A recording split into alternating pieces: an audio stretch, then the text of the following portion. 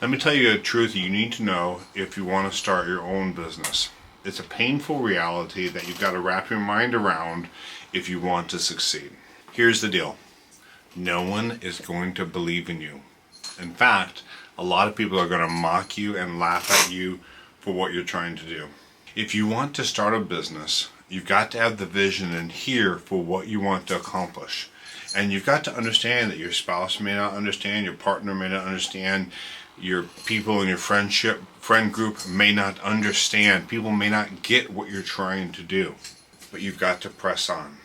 And you've got to have that capacity to push past disbelief. Because many entrepreneurs exist in circles of friends where everyone else is working for someone else. Everyone else is an employee. And if you decide to start a business, if you decide to start a phone repair business, people are not always going to understand what you're doing. They're not going to get what you're trying to accomplish. And there's always going to be people that tease you. And no matter where you're in the process, people are going to misunderstand and mock you. Case in point, I asked a question in a cell phone repair shop group today about how to handle a situation.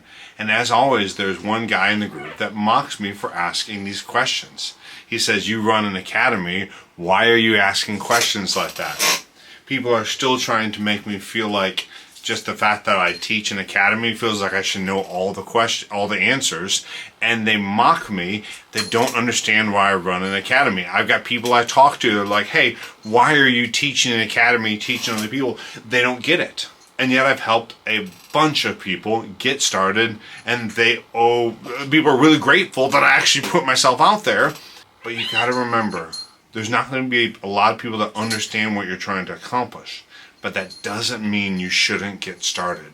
You just got to face that as a reality, because you're the one that knows what you're pushing for. Not those people on Facebook, maybe not your significant others. So press on. Build something great.